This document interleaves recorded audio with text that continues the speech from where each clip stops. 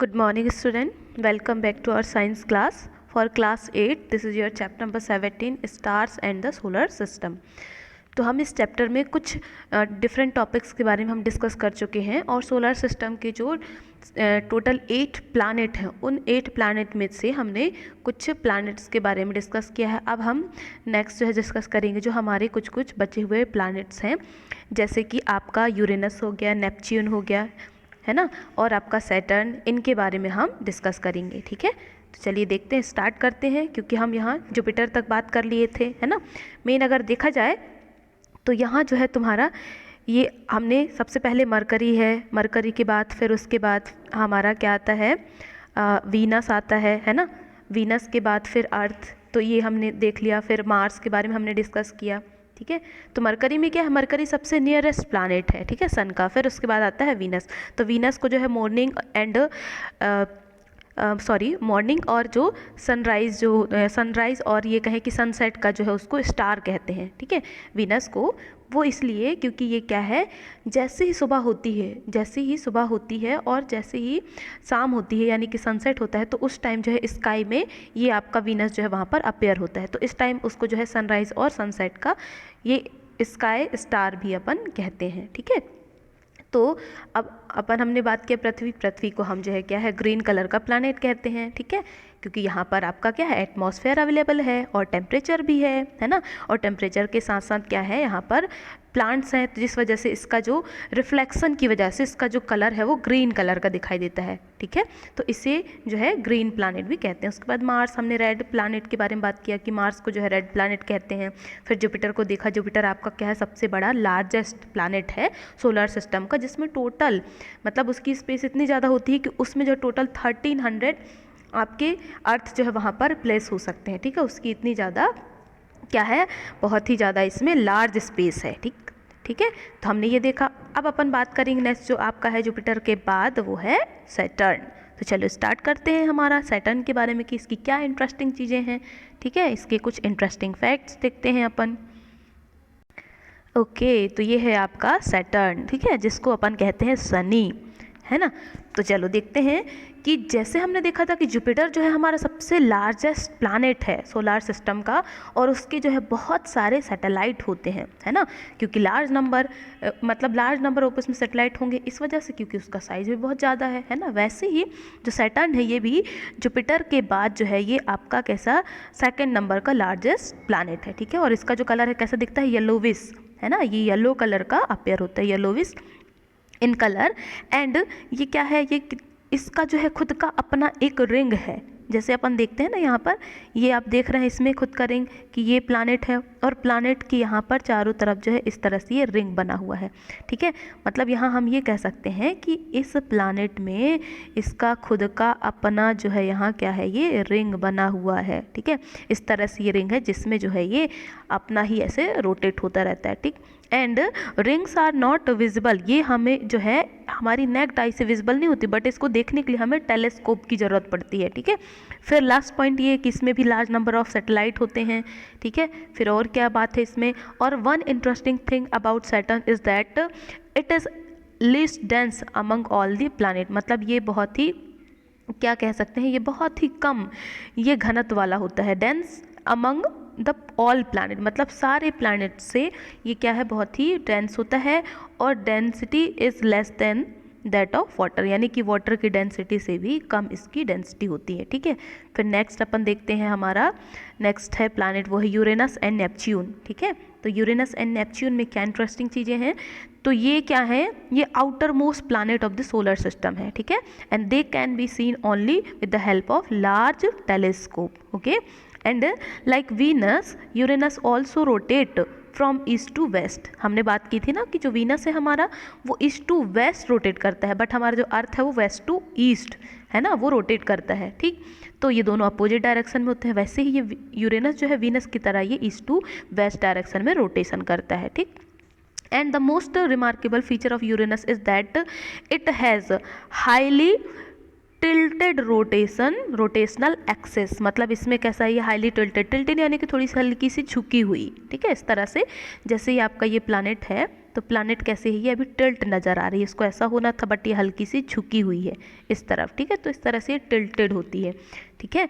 फिर नेक्स्ट और क्या इंटरेस्टिंग चीज़ बता रहा है इसमें, तो ये है कि as a result its orbital motion is appear to roll on its side, मतलब ये कैसा लगता है, रोल होता हुआ नज़र आता है, ठीक है। एंड द फर्स्ट 4 प्लानट, यहाँ पर देखिए कि फर्स्ट 4 प्लानट हमने बात की थी किसकी, Mercury, Venus, Earth, Mars are much nearer the sun than the other 4 planet, यानी कि ये जितने भी जो 4 प्लानट हैं ये सबसे नज़दीक वाले प्लानट हैं सन के, बट बाकी जो हैं आपके सैटर्न, जुपिटर और उसके बाद यूरेनस और नेपच्यून, ये सारे क्या हैं, ये बाद में यानी कि सन के दूर होते हैं ये, ठीक है।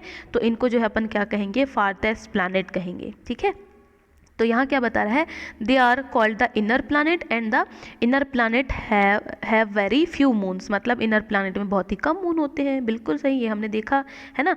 फिर उसके बाद the planets outside the orbit of Mars, जैसे कि आपका क्या हो गया, जुपिटर हो गया, Saturn, Uranus and Neptune are much farther off than the inner planet, they are called the outer planet, ठीक है। तो समझ गए आप किसको इनर प्लानट कहेंगे, अपन किसको आउटर प्लानट कहेंगे। And they have a ring system around them, मतलब ये बात अभी हमने देखा सैटर्न में कि उनके बाहर जो है क्या है, एक रिंग सिस्टम बना हुआ है, ठीक है ना, रिंग सिस्टम, ठीक। तो ये है and the outer planet have a large number of moons, मतलब जितने भी आउटर प्लानट है सब में जो है बहुत ज़्यादा लार्ज नंबर ऑफ उनके सैटेलाइट्स हैं, यानी कि मून है, ठीक। अब अपन बात करते हैं, ये तो हमने बात कर ली डिफरेंट सोलर सिस्टम के डिफरेंट प्लैनेट्स की और उनके सैटेलाइट की। अब देखते हैं कुछ अदर डिफरेंट मेंबर्स हैं जो कि सोलर सिस्टम को कंप्लीट करते हैं, तो वो कौन कौन से डिफरेंट मेंबर्स हैं। तो सबसे पहले अपन देखते हैं यहाँ पर है एस्टेरॉइड्स, ठीक है। तो एस्टेरॉइड्स क्या है, तो यहाँ पर एक बहुत ही इंटरेस्टिंग चीज़ बता रहा है, क्या, जैसे अपन ये इस पिक्चर पे देखिए ध्यान से, यहाँ क्या कह रहा है, इसमें देखो बाहर है ना, आप इसमें देख सकते हैं, ठीक है बेटा। यहाँ पर क्या कह रहे हैं, ये जो बाहर आउटर मोस्ट रिंग जो है जिसमें अपन नेपच्यून जो है हमारा, ये नेपच्यून का है, तो यहाँ हम कह सकते हैं कि नेपच्यून और ये किसका एरिया है, ये आपका यूरेनस है ना। तो इन दोनों के बीच में यहाँ पर छोटे छोटे से स्मॉल पार्टिकल्स नज़र आ रहे हैं जो कि सन के अराउंड जो है वो रोटेट करते हैं, ठीक है। सन के अराउंड ही है ना, सन के बाहर ही है, तो ये क्या है, रोटेशन करेंगे यहाँ पर, जैसे कि आपके डिफरेंट प्लैनेट करते हैं, ठीक है। तो यही जो चीज़ है इसको ही अपन कह रहे हैं एस्टेरॉइड, ठीक है। तो ध्यान से देखिए क्या कह रहा है इसमें, there are large gap in between orbit of Mars and Jupiter. तो देखो ऑर्बिट यानी कि यहाँ पर ये क्या कह रहा है, मार्स एंड जुपिटर जो है, लास्ट वाला जो आप देख रहे थे इसमें, मार्स एंड जुपिटर के बीच में बहुत ही ज़्यादा लार्ज गैप है, and the gap is occupied by a large number of small object that revolve around the sun. मतलब यहाँ पर ये कह रहे हैं कि इसमें जो है लार्ज नंबर ऑफ गैप है, ठीक है। जैसे कि ये मार्स, फिर उसके बाद ये जुपिटर, सॉरी हमने इसमें पहले बता दिया था, लास्ट वाला जो था वो ये नहीं है, बल्कि ये मार्स और जुपिटर के बीच में, मार्स और जुपिटर के बीच में जो है सबसे ज़्यादा गैप है। तो इस गैप में जो है छोटे छोटे स्मॉल ऑब्जेक्ट जो है सन के अराउंड रिवॉल्व होते रहते हैं, इसको ही अपन कहते हैं एस्टेरॉइड्स, ठीक है। Asteroid can only be seen through large telescope, इसको भी हम लार्ज टेलीस्कोप की हेल्प से देख सकते हैं। फिर उसके बाद नेक्स्ट कॉमेट्स। अब कॉमेट्स क्या हैं, तो देखिए कॉमेट्स भी ये सोलर सिस्टम के मेंबर्स हैं, ठीक है। तो चलो देखते हैं क्या है। Comets are also member of our solar system, they revolve around the sun in highly elliptical orbits, okay, and however their period of revolution round the sun is usually very long, मतलब इनका जो revolution period होता है सन के around वो बहुत ज़्यादा होता है, ठीक है। And a comet appear generally as a bright head with a long tail, यानी कि इसमें क्या है, कॉमेट के पास दो चीज़ें होती है, एक हेड और टेल। तो हेड जो है वो कैसा, बहुत ज़्यादा चमकीला होता है, और लॉन्ग टेल होती है, ठीक है। देखते हैं इसमें क्या है, the length of tail grows in size as it approach the sun and the tail of a comet is always directed away from the sun, मतलब कि यहाँ जो टेल है वो हमेशा सन से दूर होगा, यानी कि सन के अपोजिट में ये कह सकते हैं, ठीक है।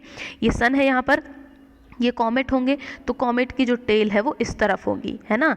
तो ये जो है ये क्या है, ये टेल और ये उसका हेड, ठीक है। तो यहाँ पर ये हेड हो गया, ये टेल हो गया। तो टेल जो है क्या है, ये सन के दूसरे तरफ है, ठीक है। ठीक, तो ये समझ गए, ये होते हैं कॉमेट। जैसे यहाँ ये देखिए, इसमें कॉमेट ये बता रहा है, बिल्कुल इसमें सेम वैसे स्ट्रक्चर दिख रहा है ना, जैसे हमने बताया इसकी ब्राइट हेड होती है, प्लस यहाँ पर क्या है, ये लॉन्ग टेल है, और ये जो टेल है वो सन से दूर है, अवे फ्रॉम द सन है, ठीक है। And many comets are known to appear periodically, one such comet is Halley comet. इसमें जो है यहाँ पर एक कॉमेट देखा गया था जिसका नाम यहाँ पर बताया है Halley's comet, and which appeared after nearly every 76 year. और जो कॉमेट हैं वो कब दिखाई देते हैं, हर 76 ईयर के बाद दिखाई देते हैं, ठीक है। And it was last seen in 1986, और ये जो है हम लास्ट अभी देखे थे 1986 में। तब आप बताइए कि नेक्स्ट जो आफ्टर 76 ईयर कब होने वाला है और कब हम दूसरा कॉमेट हम देखेंगे, ठीक है। तो ये आप इसको खुद ऑब्जर्व कीजिए, खुद रिकॉग्नाइज कीजिए। सबसे फर्स्ट में जो हमने देखा था 1986 में, तो आप इसको अपनी क्या है कैलकुलेशन करके आप बता सकते हैं कि कौन सी ईयर में अब हमें नेक्स्ट वाला कॉमेट देखने को मिलेगा, ठीक है। तो ये हो गया आपका कॉमेट के बारे में। अब अपन बात करते हैं मेट्योर्स एंड मेट्योराइट्स, ठीक है। मेट्योर्स एंड, ठीक है, तो ये मेट्योर्स एंड मेट्योराइट्स क्या हैं, ठीक। तो देखिए इसमें at night when the sky is clear and the moon is not there, you may sometimes see bright streak of light in the sky. मतलब ये क्या कह रहे हैं कि जब जैसे समर का सीजन होता है, जब स्काई जो है पूरी क्लियर होती है रात के टाइम पे, तब उस टाइम पर क्या होता है, अपन देखते हैं कि कुछ हमें जो है छोटे से जो स्टार्स होते हैं उनके टुकड़े गिरते हुए नज़र आते हैं, है ना, जिसको अपन क्या कहते हैं, टूटता हुआ तारा, या फिर हम कहते हैं shooting star. And although they are not a stars but they are called meteors. वो बल्कि स्टार नहीं है, वो क्या हैं, they are meteors, okay. And meteors is usually a small object that occasionally enter the Earth's atmosphere, and at that time it has a very high speed, and the friction due to the atmosphere heats it up and it glows and evaporate quickly। देखो अब क्या कह रहे हैं यहाँ पर, जो meteors हैं वो बहुत ही छोटे से स्मॉल ऑब्जेक्ट हैं that occasionally enter in the earth, या हम कहें कि enter on the earth. Occasionally कभी कभी ये अर्थ में एंटर करते हैं, बट जैसे ही एंटर करेंगे तो एटमॉस्फेरिक टेम्परेचर की वजह से वो बहुत ही जल्दी क्विकली हीट अप हो जाते हैं, एंड क्विकली हीट अप होने के बाद वो क्या है, इवापोरेट हो जाते हैं, और बहुत ही जल्दी उनकी जो ब्राइटनेस है वो ख़त्म हो जाती है, ठीक है। तो वो शॉर्ट टाइम के लिए रहते हैं बहुत ही। पर अब देखते हैं नेक्स्ट क्या बता रहे हैं इसमें, some meteors are large and so they can reach the earth before they evaporate completely. मतलब ये कह रहे हैं कि जो मेट्योर्स होते हैं वो अर्थ में पहुंचने से पहले ही वो इवापोरेट हो जाते हैं, क्योंकि एटमॉस्फेयर है ना, एटमॉस्फेयर बहुत ही गर्म रहता है, टेम्परेचर की वजह से, टेम्परेचर से बहुत ही जल्दी हीट अप होके इवापोरेट हो जाते हैं। पर कुछ कुछ ऐसे मेट्योर हैं जो कि उनका जो साइज है वो ज़्यादा होता है और बहुत ही ज़्यादा वो ब्राइट होते हैं, तो वो क्या करते हैं, बिना इवापोरेट हुए, मतलब कम्प्लीटली इवापोरेट होने से पहले ही वो कहाँ पर अर्थ में एंटर करते हैं। तो ऐसे जो आपके बॉडीज़ हैं, that type of body is reach on the earth is called a meteorites, है ना, उसको अपन क्या कहते हैं, मेट्योराइट्स कहते हैं, ठीक है। And meteorites help scientist in investigating the nature of the material from which the solar system was formed. यानी कि मेट्योराइट्स जो है वो हेल्प करते हैं साइंटिस्ट को ये जानने में कि एक्चुअल में जो सोलर सिस्टम है वो उसमें कौन कौन सी चीज़ें, कौन कौन से मटेरियल हैं जो कि अवेलेबल हैं, ठीक है। तो ये हो गया आपका मेट्योराइट्स, ठीक। अब मेट्योर सावर क्या कह रहे हैं, मेट्योर सॉर की बात कर रहे हैं यहाँ पर। When the earth crosses the tail of a comet, swarms of meteors are seen. These are known as meteor showers, and some meteor showers occur at a regular intervals such each year. You can find the time of their appearance from a scientific imagine or from the internet. तो meteor जो सावर है वो क्या है, मतलब सावर जैसे कि पानी की बूंदें जब टपकती है ना, बरसती है, वैसे टाइप का यहाँ पर मेट्योर की जो है वर्षा होती है, यहाँ कह रहे हैं ना। तो कैसे बता रहे हैं यहाँ पर कि जब अर्थ क्रॉसेस, जब अर्थ जो है क्रॉस कर देता है, यानी कि किसको क्रॉस कर देता है, कि जो कॉमेट के टेल होते हैं उसको जब वो क्रॉस कर देगा तो उस टाइम पर वो आपका क्या है, टेल वो चमकता हुआ क्या आपका ब्राइट पार्ट है ना, तो वो ब्राइट पार्ट तो है बट कम ब्राइटनेस है हेड के कंपेयर, है ना, हेड के कंपैरिजन में कम ब्राइटनेस है। पर उसके जो पार्ट हैं जैसे ही वो टकराते हैं अर्थ से, तो टकराने से क्या है, उसके जो है डिफरेंट पार्ट जो है वो बन जाते हैं, जिससे जो छोटे छोटे से ऐसे दिखाई देते हैं, जैसे कि क्या है, वहाँ पर जो मेट्योर्स है उनकी वहाँ बारिश हो रही है। जैसे अपन देखते हैं ना के फटाके फोड़ते हैं, तो जैसे ही फटाके ऊपर जाके फूटते हैं तो फूटने से क्या है, चिंगारी निकलती है। तो चिंगारी निकली तो जो चिंगारी टूटते हुए नीचे गिरते हैं, वैसे ही जो मेट्योर है वो भी उसके कॉमेट्स से जो है अर्थ के टकराने से वो गिरते हैं, तो उससे ही अपन कहते हैं मेट्योर शॉवर। ठीक है, तो हम अगर हम चाहें तो आर्टिफिशियली फॉर्म में हम कह सकते हैं कि जितने भी जो फटाके होते हैं अपन फोड़ते हैं, वो सारे फटाकों में जो चिंगारी निकलती है वो भी हमारा आर्टिफिशियल मेट्योर शॉवर है। ठीक है, इस तरह से अपन कह सकते हैं। अब देखते हैं अपन आर्टिफिशियल सैटेलाइट की बात।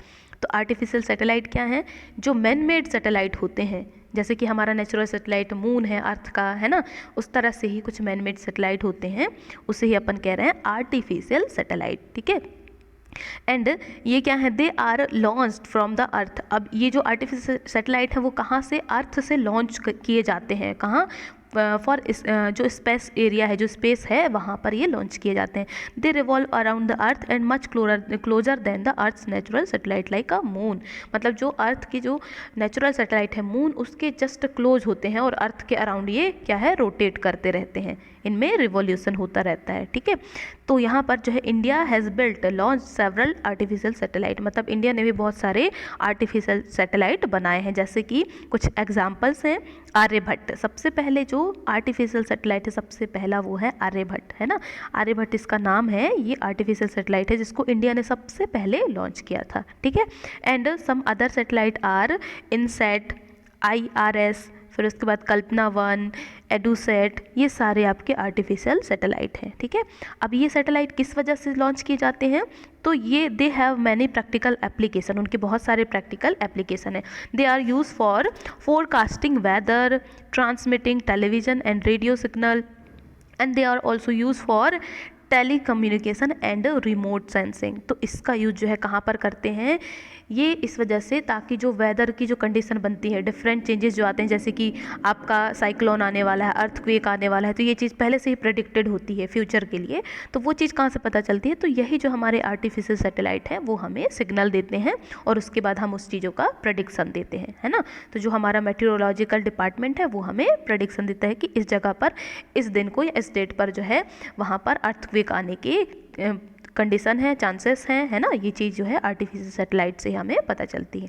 ठीक है, तो आप समझ गए आर्टिफिशियल सैटेलाइट कौन से हैं और कौन सा फर्स्ट सैटेलाइट है जो कि इंडिया ने लॉन्च की है, तो वो है आर्यभट्ट। और बहुत सारे ऐसे एग्जाम्पल हैं जैसे कि इनसैट हो गया, एडुसेट हो गया, IRS, उसके बाद कल्पना 1, ये सारे आपके आर्टिफिशियल सैटेलाइट के एग्जाम्पल हैं। ठीक है, तो चलिए अब ये हमारा हो गया चैप्टर कंप्लीट। ठीक, तो हमने बात कर ली इस चैप्टर में क्या क्या चीज़ें देखा हमने।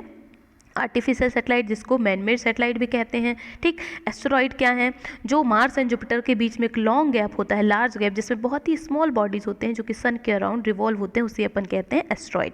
फिर उसके बाद आपका कैसियोपिया हमने देखा, ये आपका क्या है, जो कॉन्स्टलेशन है, मतलब ग्रुप ऑफ स्टार है, उसका ही एक एग्जाम्पल है। सेलेस्टियल ऑब्जेक्ट यानी कि जितने भी ऑब्जेक्ट जो आपके स्काई में देखने को मिलते हैं, स्टार्स, प्लानेट और जो आपके सैटेलाइट, वो सारे आपके सेलेस्टियल ऑब्जेक्ट है। कॉमेट्स क्या है, कॉमेट्स एक तरह का ऑब्जेक्ट है जिसका हेड ब्राइट होता है और उसकी टेल होती है, लॉन्ग टेल, है ना, जो कि सन के अराउंड रिवॉल्व होते हैं। और ये आफ्टर एवरी 76 ईयर आफ्टर ये आपके जो उसमें स्काई में है, ये आपके विजिबल होते हैं या ऑब्जर्व किए जाते हैं। ठीक है, और सबसे पहले कब देखा गया था, 1986 में। अब अपन देखेंगे कि 1986 के बाद 76 ईयर जब आने वाला होगा तब हमें ये कॉमेट देखने को मिलेंगे। ठीक है, तो ये हो गया कॉन्स्टिलेशन, ये हमने बात की। फिर लाइट ईयर, जो लार्ज डिस्टेंस होते हैं उसको अपन लाइट ईयर में ऑब्जर्व करते हैं, मेजर करते हैं। फिर मेट्योराइट्स क्या हैं, जो ब्राइट लार्ज बॉडीज़ होते हैं जो एटमॉस्फेयर में यानी कि अर्थ में आके काफ़ी टाइम तक रहते हैं और वो उनकी जो चमक है, ब्राइटनेस है, वहाँ बनी रहती है, तो उसको ये अपन कहते हैं मेट्योराइट्स। और मेट्योर क्या होते हैं, स्मॉल बॉडीज़ जो आपकी क्या है, अर्थ एटमॉस्फेयर की वजह से वो बहुत ही जल्दी, मतलब जो टूटता तारा है जिसे अपन कहते हैं, वही है आपका मेट्योर्स। ठीक है, और उसके बाद नेचुरल सैटेलाइट, जैसे कि जो नेचुरली बने हुए हैं सैटेलाइट, उनको कहते हैं नेचुरल सैटेलाइट। फिर ऑर्बिट क्या है, ऑर्बिट जो आपका पर्टिकुलर एरिया जिसमें प्लैनेट्स जो हैं क्या है, वो रोटेट करते हैं, कि जैसे हमारा पर्टिकुलर घर होता है ना, उसी तरह से प्लैनेट का जो एक पर्टिकुलर और रिवॉल्यूशन करने का एक जगह है, उसे अपन ऑर्बिट कह रहे हैं। फिर ओरियन, ये उसके एग्जाम्पल है, फेज ऑफ मून, प्लानेट, फिर ये पोल स्टार, ये हमने इन सब की बात की। ठीक है, तो ये हो गया आपका ये चैप्टर कंप्लीट। अब इसके आगे जो है अपन नेक्स्ट चैप्टर जो हमारा है चैप्टर नंबर 18, उसको हम डिस्कस करेंगे। और इससे पहले आपको इसके क्वेश्चन आंसर सेंड कर दिए जाएंगे। ठीक है, आप लोग अपना नोट्स बनाएंगे और उसके बाद अपना वर्क कंप्लीट करेंगे। ठीक है, आई होप आपको ये वीडियो समझ में आई होगी। अगर जहाँ समझ में ना आए इस वीडियो को दोबारा रिवाइज करके देखिए, रिवाइंड करके देखिए, आपको ये सारे टॉपिक्स जो है क्लियर हो जाएंगे कि किसे हम अलग अलग टाइप के जो आपके प्लैनेट्स हैं उनको हम किस नाम से जानते हैं, वो सब आपको क्लियर हो जाएगा। ठीक है, तो ये कुछ आपके इंडियन सैटेलाइट के एग्जाम्पल हैं और उनका जो है ये इस तरह से ये दिखाई देते हैं, ये आप देख सकते हैं। ठीक है, ठीक, तो आज के लिए इतना ही, मिलते हैं फिर नेक्स्ट क्लास में। तब तक के लिए thank you and have a good day.